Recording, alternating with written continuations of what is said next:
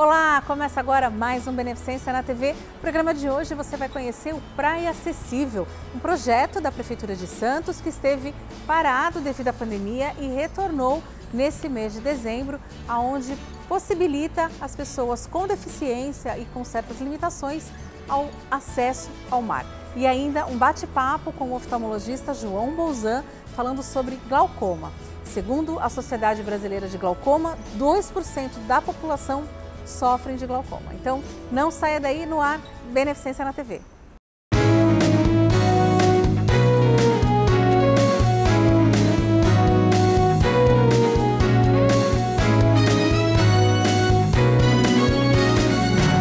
Beneficência na TV.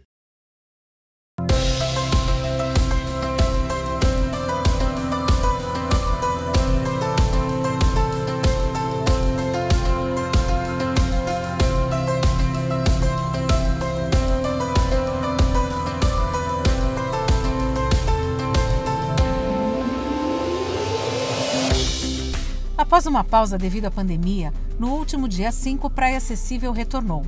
Mesmo com o dia nublado e garoa fina, foi uma bela manhã de sábado, com atividades da virada inclusiva. Uma iniciativa da Secretaria do Estado dos Direitos da Pessoa com Deficiência e a Prefeitura Municipal de Santos, que tem como objetivo incentivar e promover a inclusão das pessoas com deficiência nas praias. Lançado em 2010, o programa consiste em oferecer equipamentos e tecnologia para que pessoas com deficiência possam usufruir da praia e do banho de mar com segurança e dignidade. Dentre as atividades, um destaque para a Canoa Havaiana, a união de dois projetos, Que a Lavar e Empresto Minhas Pernas, para a realização de um sonho, tornar o mar acessível para todos, independente das limitações e deficiências. Nós estamos agora nessa parceria com o Empresto Minhas Pernas, que abriu o projeto Mar para Todos. Então a ideia é trazer pessoas que naturalmente não teriam condições de entrar numa canoa havaiana, seja porque seja um PC ou porque tem alguma deficiência física. Então nós nos unimos para poder apresentar para esse grupo de pessoas a possibilidade de ir para o mar. Então a gente está ainda estudando as formas de adaptação, por exemplo, do banco, do remo, para que todos tenham direito. Já tivemos experiências com pessoas com deficiência visual, com pessoas amputadas, e tem sido muito bacana ver que para essas pessoas que querem, que estão dispostas a irem além, há a possibilidade sim de estar com a gente no mar, e é isso que a gente quer proporcionar para esse grupo. A inclusão se dá para todo aquele que eventualmente se sente excluído ou impossibilitado ou inabilitado para poder ser transformado através do esporte. Isso desde uma pessoa que tem depressão, uma deficiência física, uma dificuldade motora, até mulheres, por exemplo, recuperadas do câncer de mama. Então a gente começou um projeto lá que vai continuar aqui com mulheres recuperadas do câncer de mama. Estamos dando início aí, assim que a pandemia permitir, para pessoas da terceira idade ou da melhor idade, para crianças e adolescentes com PC ou com autismo ou com síndrome de Down e outros grupos de pessoas que eventualmente não se proporiam a ir para o mar sem um cuidado especial. Então esses projetos, eles fazem parte do nosso trabalho. O Que a Lavar é uma base de canoa havaiana que tem esse intuito de transformar vidas. Então não só para treino, nós treinamos equipes femininas, fazemos voltas, expedições, participamos de competição. Eu sou atleta de canoa havaiana, a Juliana que coordena comigo também é atleta de canoa havaiana, a gente participa de competições no Brasil, fora do Brasil. Então a gente quer trazer esse mundo do esporte para todas as pessoas, mostrando que o esporte pode sim trazer uma melhor condição de vida, tanto no âmbito físico, como espiritual e como emocional também. Então, logo que a pandemia permitir, esses projetos vão ser definitivamente estabelecidos, mas agora com o Empresto Minhas Pernas a gente deu esse start para esse grupo também. Estar no mar, sentir o vento, a sensação de liberdade e mais um desafio vencido. Se autossuperar a cada dia. Assim foi para a jovem Duda Mota, que estreou na canoa havaiana. Foi ótima. Lá dentro a gente sente uma emoção assim de caramba, eu cheguei até aqui, né? Quando eu recebi o convite, eu falei assim, nossa, mas na canoa eu não vou conseguir remar, né? E quando eu cheguei lá, eu fui aos poucos tentando e observando todo mundo remando e continuei até chegar no fim. Em algum momento você sentiu medo, achou que eu não vou conseguir porque eu tenho minhas limitações? Ou você encarou e falou, vamos com tudo? A gente sempre acha isso, né? Tem esse conceito das pessoas sobre a gente e a gente sobre nós mesmos, né? Muitas vezes a gente se rotula em algumas coisas.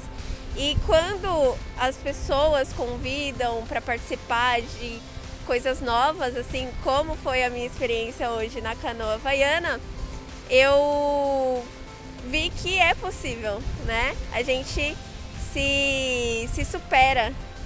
E isso é muito lindo de ver, assim. É uma emoção, uma experiência para sempre, para guardar para sempre.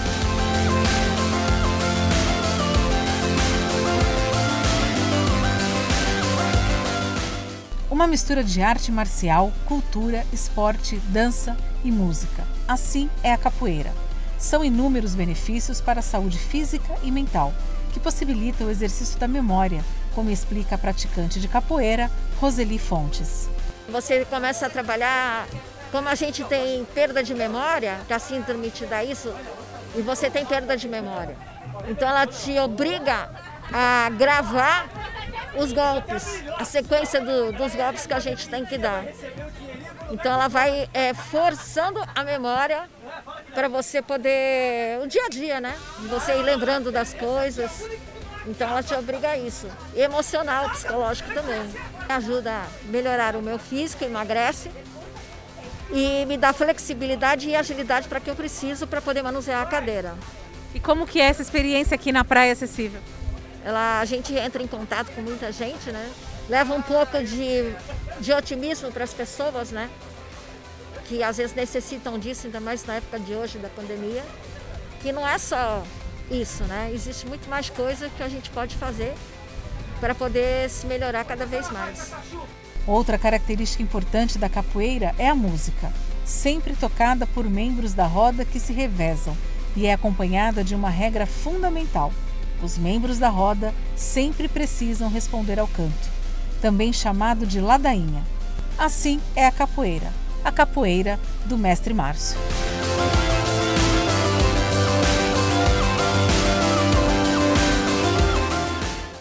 Olha, a filosofia africana, que se chama Ubuntu, ela já está contista na essência da capoeira, porque a capoeira ela descende do negro que aqui foi escravizado no período Brasil colonial.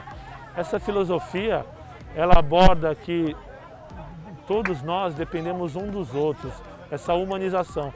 E na capoeira a gente joga com, não joga contra. Ela nasceu na necessidade desse negro se libertar como arte marcial. Aos poucos ela se transformou em um processo de pluralidade cultural, como manifestação cultural popular, na época da pós-abolição dos escravos, em meados de 32 esporte. Então, pegando esse gancho dessa transformação, aqui em Santos a gente entendeu que a capoeira sempre foi muito rica. Os grandes mestres, como Mestre Sombra, Mestre Curisco, trouxeram a capoeira na década de 60, mas sempre foi uma capoeira mais voltada para a pessoa que tinha uma aptidão física. A pessoa que procurava a capoeira tinha facilidade de flexibilidade e força. E a gente via, às vezes, as pessoas com deficiência, às vezes à margem da sociedade, em várias nuances. Na capoeira eu conheci um trabalho do Mestre Sombrinha no Guarujá, mas talvez a gente, com a inserção da faculdade, dos conceitos que a Faculdade de Educação Física nos dá, a gente criou uma metodologia própria para pessoa com deficiência visual, outra para deficiência auditiva, física, intelectual, múltipla. E a gente percebeu que quase 30% da população mundial tem deficiência. Então a capoeira começou a beneficiar essa grande parcela, tanto na sua reorganização neurológica, na sua autoestima e o principal, né? A pessoa se sentir pertencente a um grupo, a uma sociedade.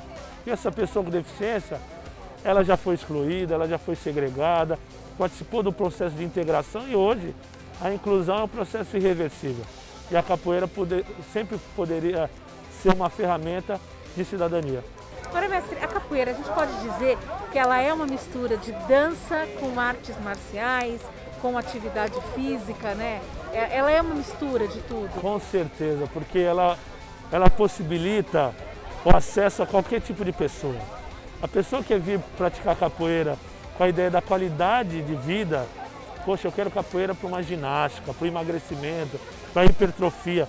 Sim, porque ela trabalha todos os grupamentos musculares e no seu sistema energético ela trabalha o sistema aeróbio, mas também alguns picos anaeróbios, da potência, da força, da explosão.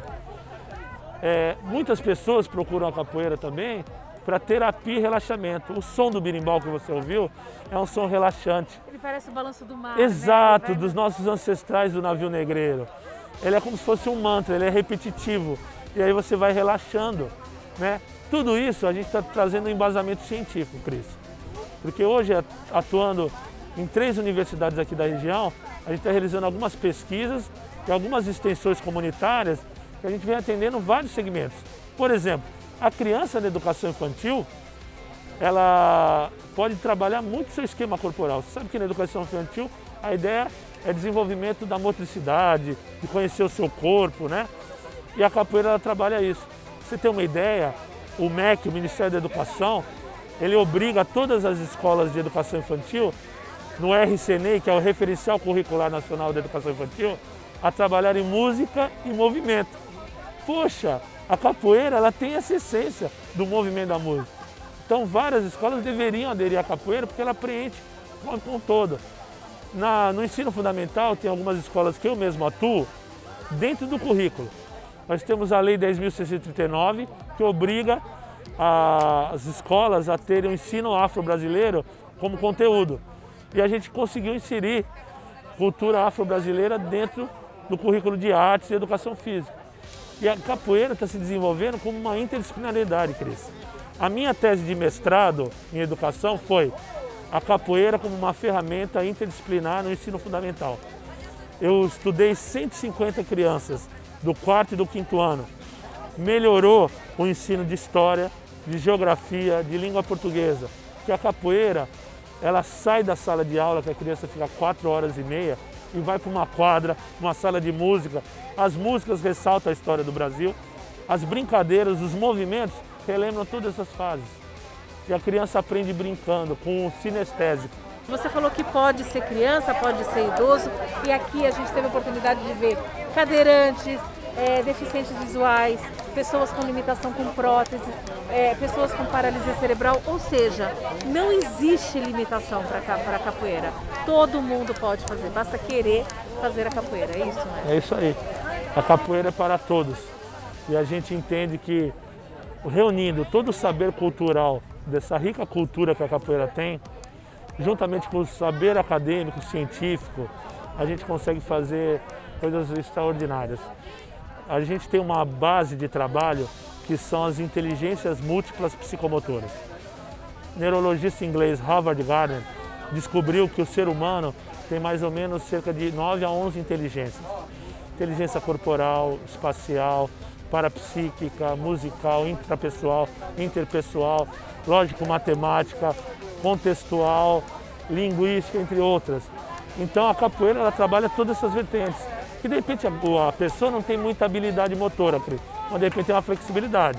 Mas de repente não tem, mas tem força, ou tem equilíbrio. Ou ela de repente não tem valência física, mas ela tem a musical, toque do berimbau, pode tocar pandeiro, atabaque, ou ela pode cantar, ou ela pode ser muito boa na parte de história. Então ela vai dando possibilidades para agregar todo mundo e contribuir não só com a sua formação corporal, mas na sua formação cognitiva e o principal, do caráter, que ela resgata humildade, simplicidade e o amor que tanto faz falta hoje em dia. Gente, se você que está em casa tiver a oportunidade de vir participar, de ver como funciona o Praia Acessível, eu acho que você vai sair daqui reclamando um pouquinho menos das coisas que estão acontecendo. Mestre, eu queria agradecer, mas eu queria que você deixasse uma mensagem, então, para esse ano que se inicia, para todas as pessoas que estão em casa, que a gente ainda está vivendo essa pandemia. Olha, Cris, eu quero te agradecer você que está em casa. Lembre-se que a gratidão nos aproxima de Deus ou de uma energia superior que cada um acredita. Vamos ser mais gratos a cada um de nós e às experiências que a gente tem na vida. É fundamental que a gente sempre revigore o legado que nossos ancestrais, nossos pais deixaram, para que essa nova juventude, todas as pessoas se unam mesmo à distância hoje em dia, mas em prol de um paraíso terrestre. Que a gente viva com honestidade, humildade, simplicidade e principalmente amor.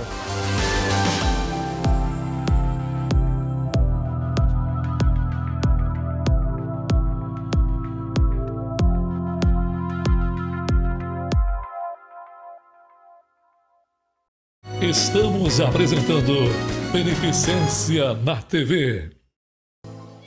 A Sociedade Portuguesa de Beneficência é referência no atendimento médico-hospitalar.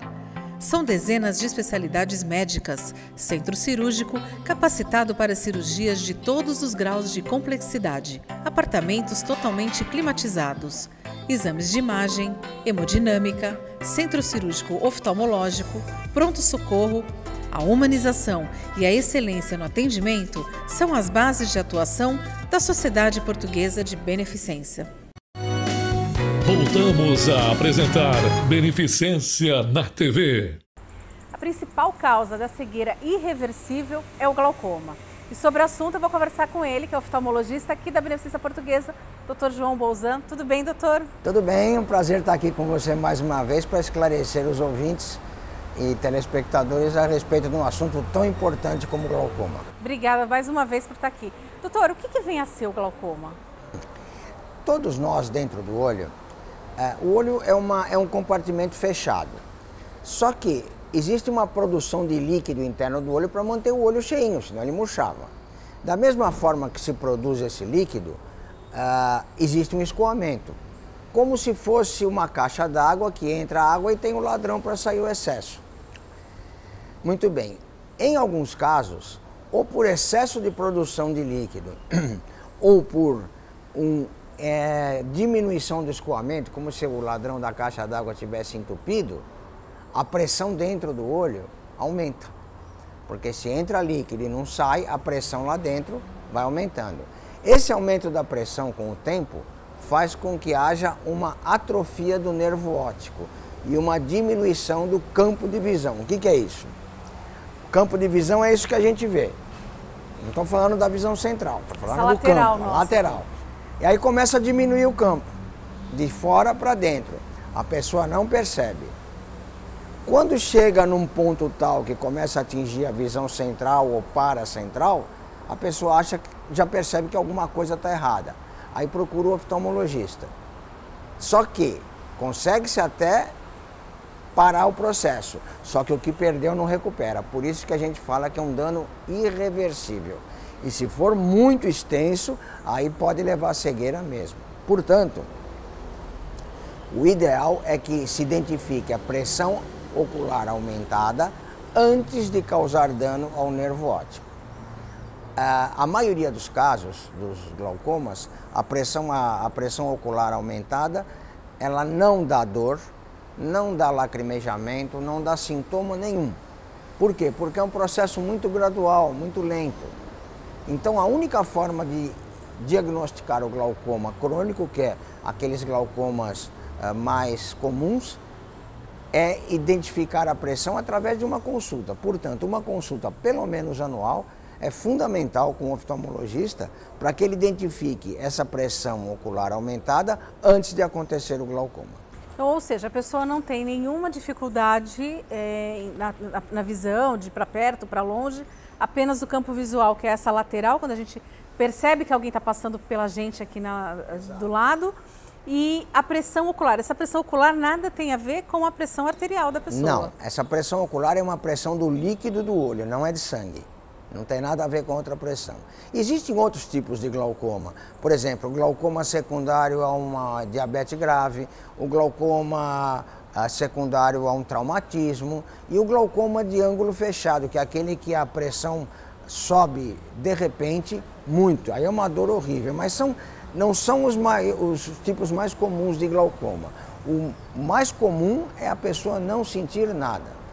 Algum fator de risco, doutor? Alguma coisa que causa isso? Genético. Existem, por exemplo, não há um indício de que vai passar de pai para filho, mas numa mesma família encontram-se vários casos de glaucoma. Isso existe, realmente. Existe uma faixa etária em que pode aparecer o glaucoma ou em qualquer idade? Em qualquer idade pode aparecer. Ele é mais comum, existe até glaucoma congênito. A criança nasce com glaucoma, são os mais graves. Porque tem que fazer o tratamento clínico nesses casos, não surte efeito. A cirurgia tem que ser praticamente imediata, quanto antes melhor, porque o dano ao nervo é muito grande. Tratamento, a pessoa já, a partir do momento que ela já está com essa pressão alta, né, essa pressão ocular alta, já é diagnosticado um glaucoma ou é um indício de glaucoma? Então, vamos supor, a pessoa vai ao oftalmologista. O que é pressão alta? É muito relativo isso. Por exemplo, a gente sabe que a maior parte das pessoas tem a pressão entre 10 e 20 milímetros de mercúrio, nessa faixa. Uma pessoa com 20 milímetros de mercúrio é alta? Depende. Depende da resistência do nervo àquela pessoa. Então vamos supor, o médico faz um exame naquela pessoa, identifica uma pressão ocular suspeita. Tem que fazer uma série de exames, sejam exames de campo visual, exames do nervo óptico, para se avaliar se aquela pressão está fazendo mal ao nervo dele ou não. Se não estiver, não se trata, aguarda-se e a pessoa dali a 6 meses volta para avaliar. Se já se insinuar que essa pressão está fazendo dano ao nervo, trata-se imediatamente com colírios, se não tiver efeito com laser, se não tiver efeito com cirurgia. A pessoa não tratando, aí pode levar uma cegueira que é irreversível. Sim, porque o nervo vai afetando, e é como eu disse, o campo visual vai estreitando, até chegar uma hora que fecha tudo. E aí é irreversível, porque não há recuperação do nervo. É diferente de uma cirurgia de catarata, que a pessoa vai diminuindo a visão, mas opera, remove a catarata, coloca um cristalino, que é a lente intraocular, a visão volta. Problemas na retina e problemas no nervo óptico são irreversíveis. E isso, o glaucoma atinge mais ou menos de 1 a 2% da população, é muita gente, por ser uma doença irreversível. Doutor, inclusive o senhor falou de cirurgia, a Beneficência realiza aqui as cirurgias de catarata e de glaucoma, até pelo SUS, né, dentro de um projeto chamado Meta 30, que é uma lei de autoria do nosso presidente e vereador Ademir Pestana, e já nesse mês de dezembro também já vai acontecer as cirurgias. Como que é feita essa cirurgia, doutor? O que na verdade é feito? A catarata a gente sabe que retira, coloca uma lente, mas no caso do glaucoma, como que é feito? Então, isso foi uma ideia do Ademir Pestana que eu achei muito boa, porque as cirurgias de catarata até a gente já fazia antes, né? Mas de glaucoma são cirurgias muito específicas. Então uma pessoa com glaucoma que necessite de uma cirurgia aqui na Baixada, tinha que ir para São Paulo, e mesmo em São Paulo é difícil fazer via SUS, é complicado, e o tempo vai passando e a visão vai indo embora.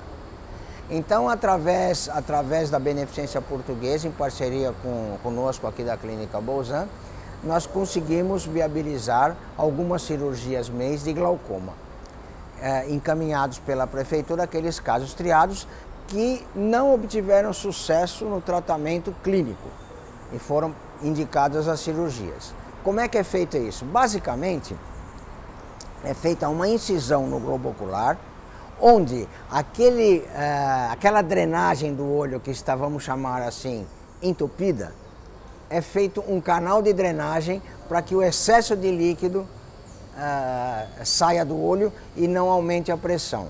É colocado depois um produto que chama-se mitomicina, é um produto que ele vai impedir a cicatrização total, porque se houver uma cicatrização total, aquele buraquinho que você abriu vai fechar e a pressão vai subir de novo. Então é feito uma espécie de uma drenagem mesmo e protegida com a conjuntiva, que é a pelinha do olho, para que o excesso de líquido interno possa fluir normalmente.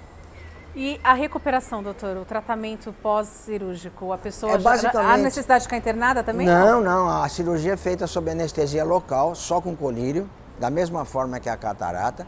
É uma cirurgia um pouco mais delicada e mais prolongada. Por exemplo, a catarata é uma cirurgia de 15, 20 minutos, não chega a meia hora. Essa vai demorar um pouco mais. Mas também acabou a cirurgia, a pessoa vai para a sua residência e é só usar os colírios e tomar os cuidados de sempre. E isso quando acontece, ele acontece nas duas vistas ao mesmo tempo ou é uma só?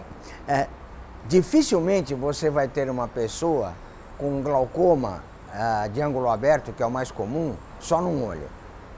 A não ser que sejam aqueles casos que tem uma doença naquele olho e o glaucoma veio secundário a essa doença. Por exemplo, uma uveíte, um diabetes, aí pode aparecer no olho só. Mas normalmente quando é um glaucoma o mais comum, que é esse que a gente quer identificar com o mais precoce possível, tem nos dois olhos. Não necessariamente na mesma proporção, ou seja, pode estar mais avançado de um lado que de outro, mas normalmente tem nos dois.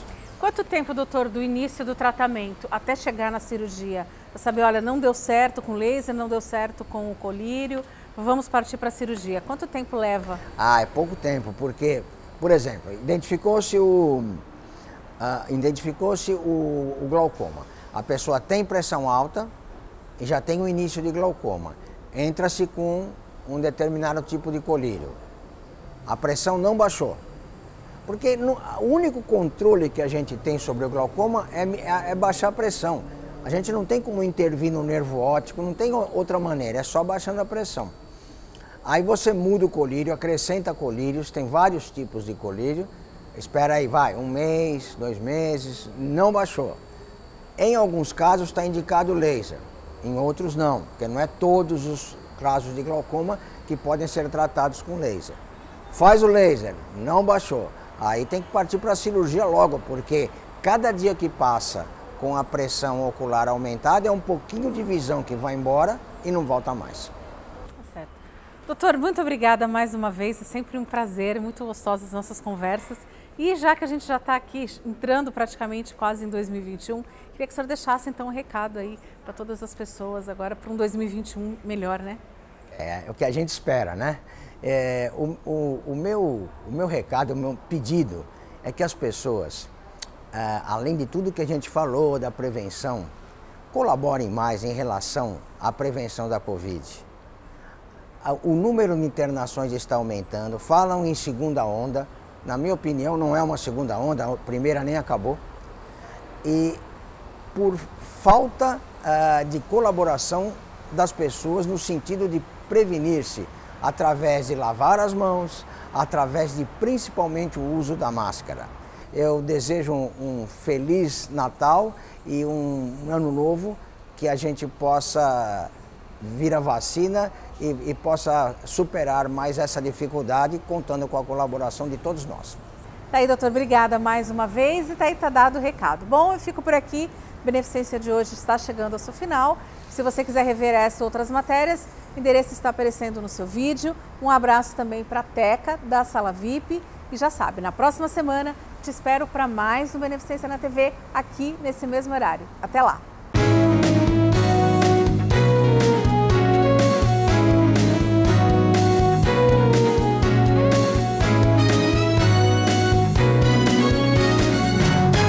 Beneficência na TV.